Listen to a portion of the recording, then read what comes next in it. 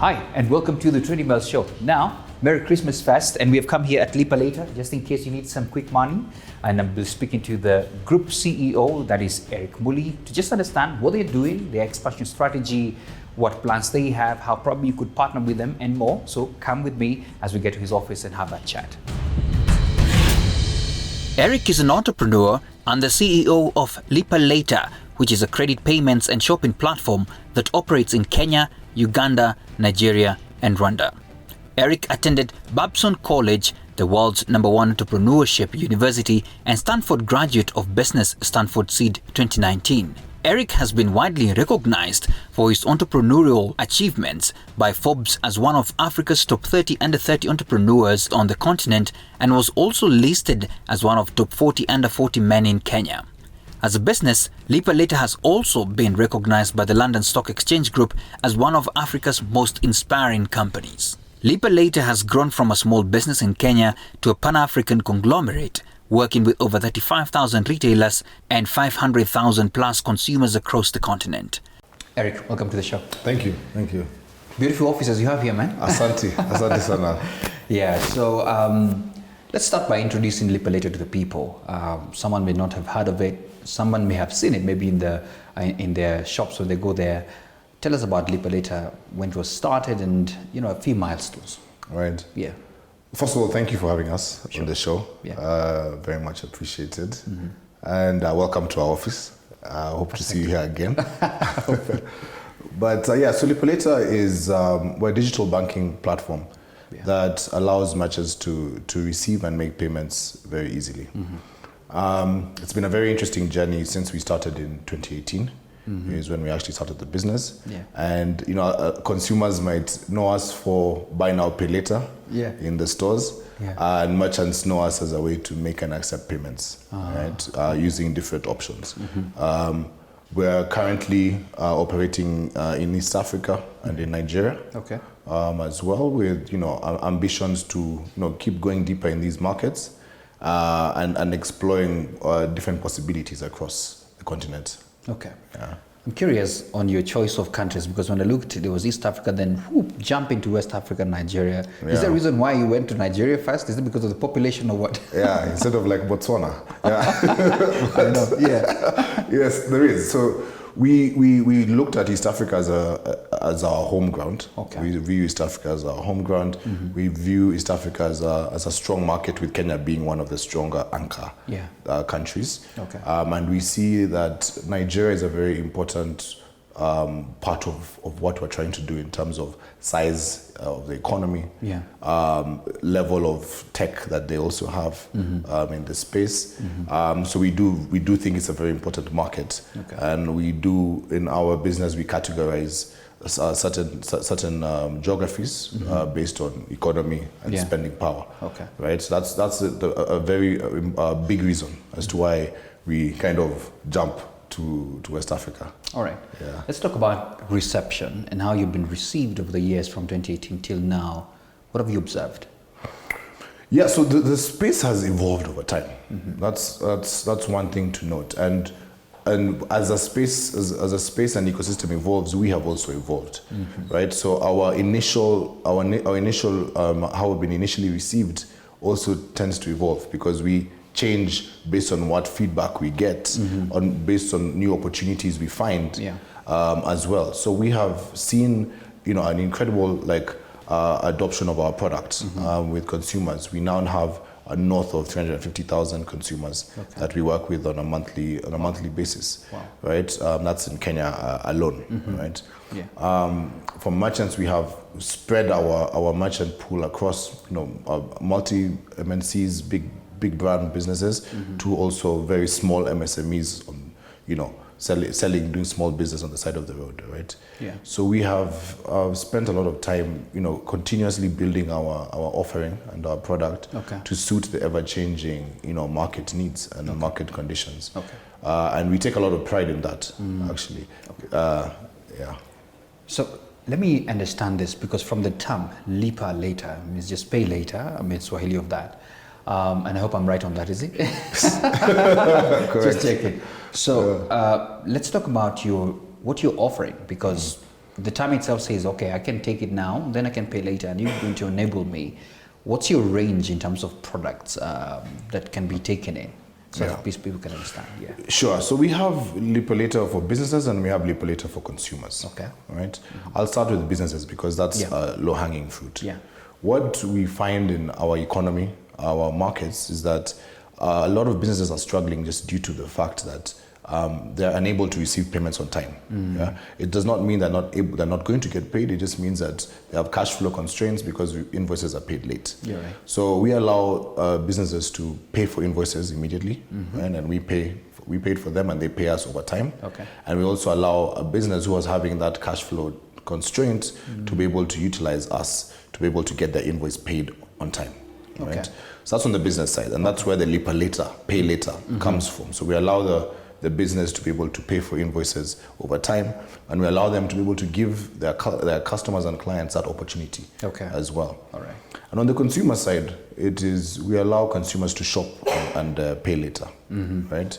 So when you walk into a store and you can see that this costs 100,000, you have the ability to split that payment over 12 months, right? And the range of that it's a very wide, wide range, because we're ranging from electronics, spare parts, furniture, right? It can keep going. So, and the idea is for us to ensure our consumers have this ability to do this across the whole retail segment. Okay. Yeah. No, lovely. And especially on the business side of things, there's so many SMEs suffer that. Right. One of the reasons some research came up was the reason why they struggle, they don't even meet their fourth birthday, I'm talking about SMEs, is because of those constants, constantly trying to, you're supposed to pay salaries to do all those, and the cash flow issues really mess them up. Let's talk about your strategy now, and I'm curious to know how you are planning to maintain your competitive edge. Yeah. Given that it's an evolving market, as you say, and you're evolving with it, constantly we're having young people coming up with things here and there. Yeah. So how is it that you're managing to at least maintain that edge? Yeah, I think one thing that we've done is we're always ready and willing to evolve. Okay. Right? When we're not too hell-bent on focusing on just one thing. Okay. Right? In terms of, we're not changing our product and so on. So one big competitive advantage that Lipa Later has is our ability to be versatile and adjust to the needs of our customers, the economy as a whole. Right? So we're very good at adjusting. That's number one. Number two is that we have realized that over time and identified who our customer actually is. So we have zoned in and realized our customer is actually the business, the MSME, our merchants, the business. That's who our customer is. Yeah. So we are committed and continuously build products that make businesses do business easier, right? So we're trying to allow them to just reduce the struggles that they go through on a daily basis in doing business, and also allowing them to be able to just earn more money, right? And we innovate with our merchants, right? We innovate with our businesses, and we do it together because we're solving a problem that exists, is real. In the market, and that is our biggest competitive edge, right? Where we listen to our customers and we build together. Okay. I'm assuming from where I sit, for this level of investment and enablement for customers and even the merchants, there is a high level degree of finance capital needed to really do this. And one would be curious, how did Eric crack this? So is it that you have partnerships or investors in you, or how is it? Yes. It's true. We have to have different structures in place that enable us to keep the business going and thriving as well.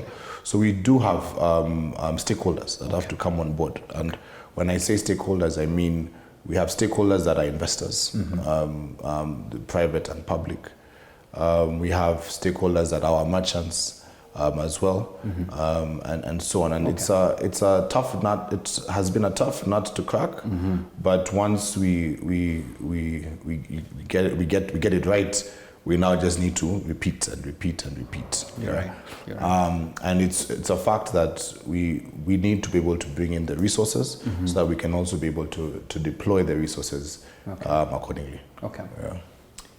your nature of business comes with risks, definitely, because you're enabling customers, and not all customers are the same. Right. So I'm curious to know how you're handling risks that come along with it to ensure that you're still, having your credit, the credit risks maintained and your healthy portfolio. Yeah, that's a good question, because when we explain what we do as a business, what we're trying to say is that risk is our business. Yeah. Right. That's at the core of our business. Yeah. Because without us being able to understand and analyze risk, we're not able to do what we need to do. As a business, we do know that we're not running 100% risk-free business. Yeah. But with opportunities and with our goals, we know that taking risk is part of our business, and we need to take the risk to be able to deliver our product and service to our customers. Yeah.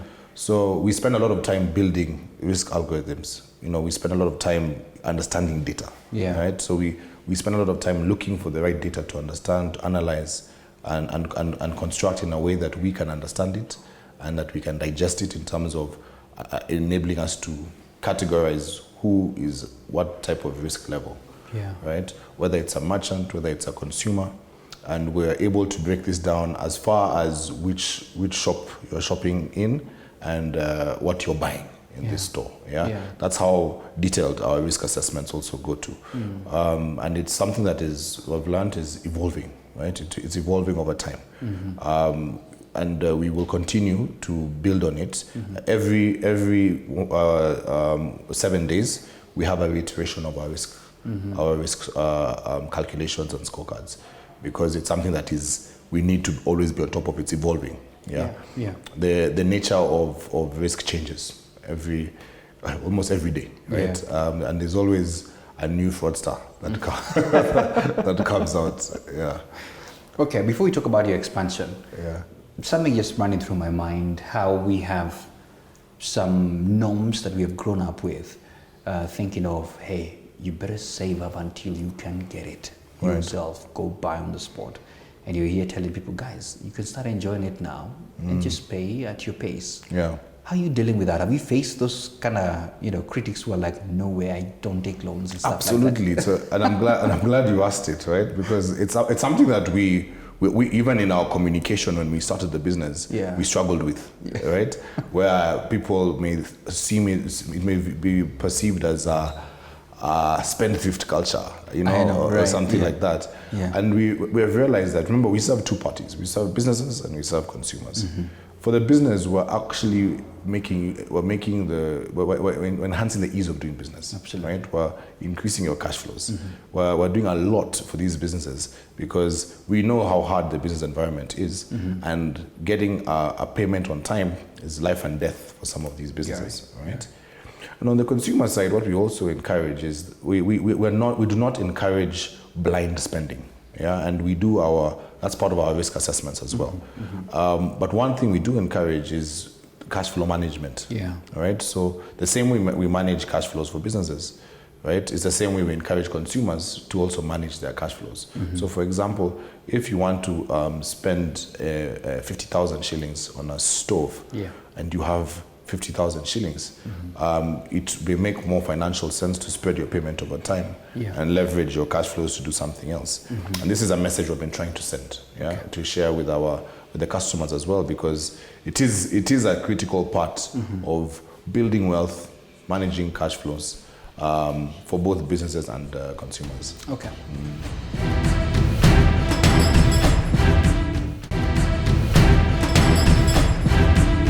Curious to know as well about your customer experience, because you also have competitors. I mean, the traditional banking systems all are, walk in there, fill quite a number of papers, get a loan. And I want to walk into a shop and see there's an ad here, Lipa later. How are you enhancing customer experience so that at least they can jump to you faster? Right. Yeah. The customer experience has evolved, right? In this day and age, it continues to evolve. Yeah. And now we have a customer's experience. A customer measures the experience they're expecting based on the best customer service and experience that they have had. You're right. So in the world, as the world becomes more global, you're measuring what your expectations are against companies like Uber, right? Against companies like Google, right? Because you're getting that same customer experience on a different product. So that means that the customer experience expectations has significantly changed and continues to get higher, right? With the new generations that come up every year, So for us, we believe that our customers care about ease, right? Ease of use and access, right? By access, that could be broken down into speed, right?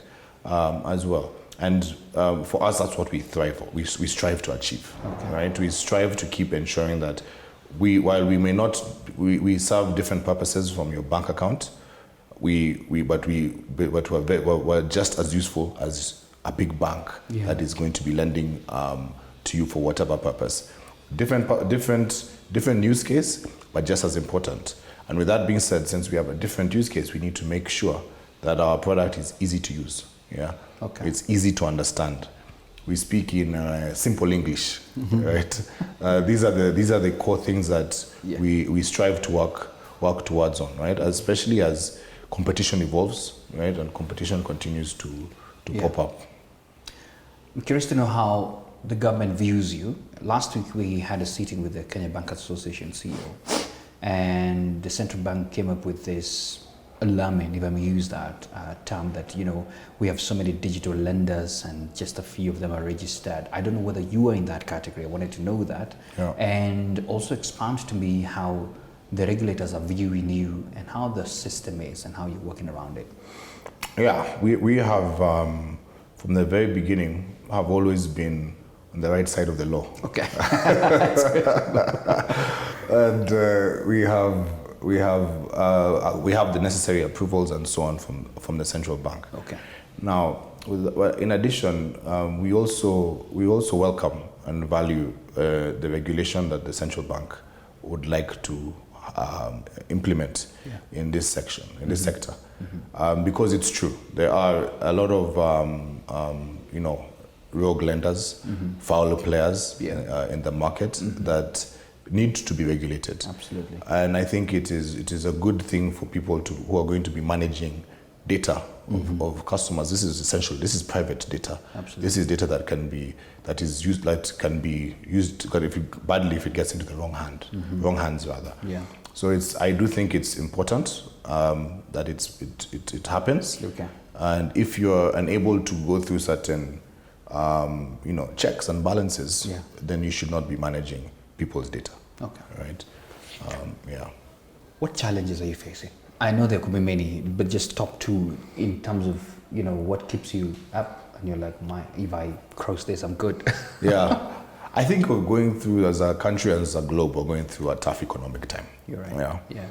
And it shows because we see it with the struggles that our merchants are facing, the struggles that our consumers are facing. We see it in the spending power. We can see when people have money because we work with the retailers, right? Absolutely. So we can see when sales are good, sales are bad, and so on and so forth. And that, of course, we have to keep that in mind because we also require, as part of our business, we need the economy to work, right? We need the merchants to be able to pay their bills, right?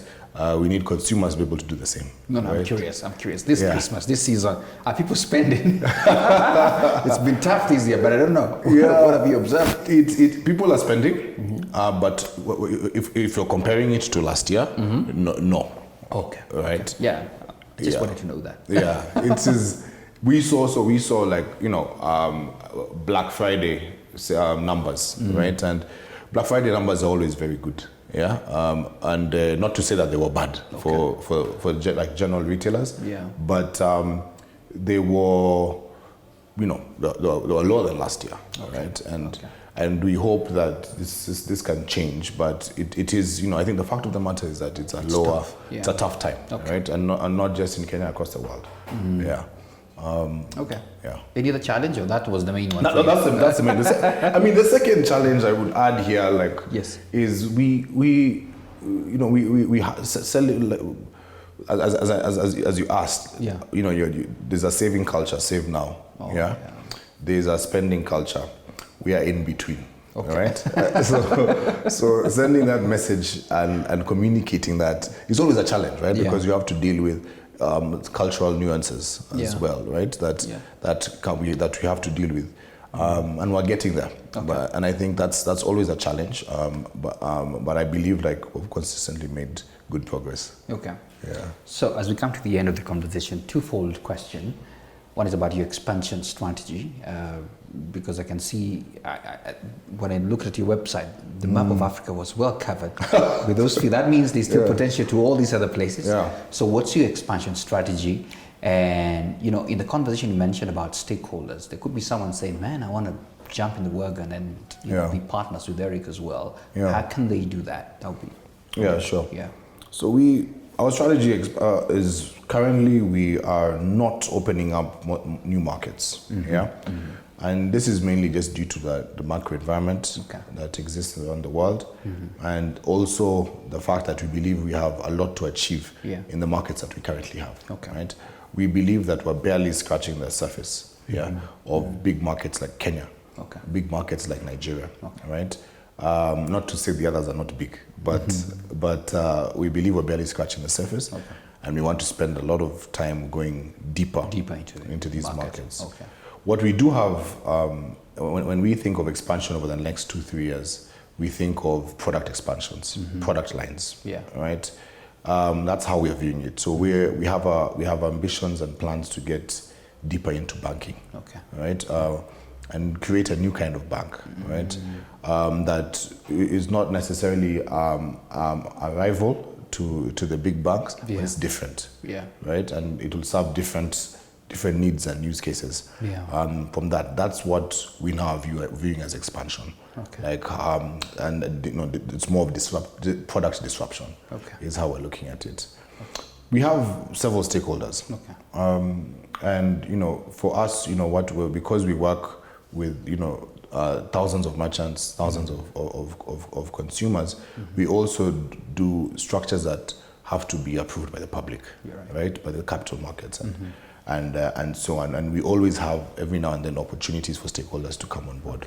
And I think that's we put those out privately through the capital markets and so on. And that's typically how we bring on stakeholders, right?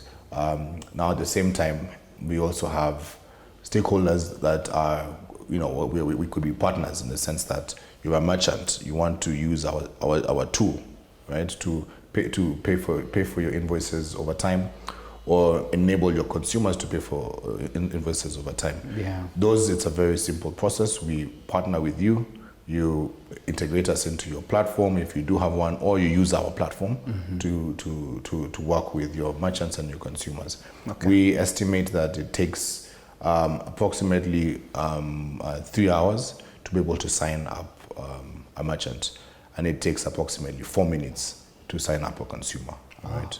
So we're open for business.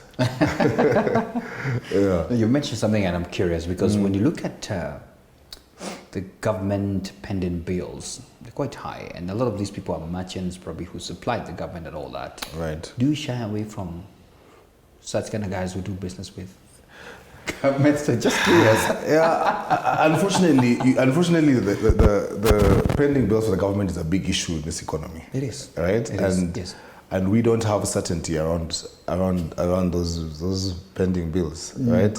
So we're definitely very careful with how we approach some of those transactions. Part of your risk trade. Right? Exactly. So we definitely do it, but we are quite careful, given what we've seen in the past, and then we do hope that because government business is important, and we do hope that as time goes by, that these are problems of the past. Very true. Finally, Eric, I mean, this show is courtesy of the Nairobi Securities Exchange, and one of the things we pride ourselves in is to see businesses like you come in and even list and even grow your portfolio, get more money, get more investors in. Is that something in your mind in the future? It's a good question, and I think it's a conversation that I've seen getting triggered over the last 12 or so months. We do believe that listing is a very important milestone to any fast-growing, scaling business. And it is in our ambitions to list, right? The timing is also important for us, right? We all know that the macro environment conditions are not the best at the moment. So the timing of listing is important. But it's in your mind. It's in our mind. Yeah, it is. That's a good one. That's a good and hopefully they can encourage more businesses to list. No, absolutely. Yeah. I'll not talk too much since it's their show. No, what I have found out is that, I was talking to Vivo. Right. Vivo now, they have a PLC, so Lipa Later PLC, more credibility, good stuff. Anyway, I look forward to meeting you on the other side. Sawa. Thank you so much for your time, bro. Thank you, Maida. And, wish you well. Asante sana. In your expansion strategy. Thanks. And I hope I can get a gadget as well, courtesy. For sure. Christmas is coming, so let's talk nicely. Oh yeah, giving the chance to you because it's a season. Please wish your customers a Merry Christmas. Thank you. Yes, actually, on behalf of Lipa Later, our stakeholders, our board and shareholders, and the wider Lipa Later family, I'd like to wish you a Merry Christmas and a happy 2024. Wow, lovely. There you have it. That's Eric Muli, the Group CEO, Lipa Later, right here on the Trading Bell Show. And before I leave with the markets as well, right here on the Trading Bell, we wish you a Merry Christmas and a Happy New Year.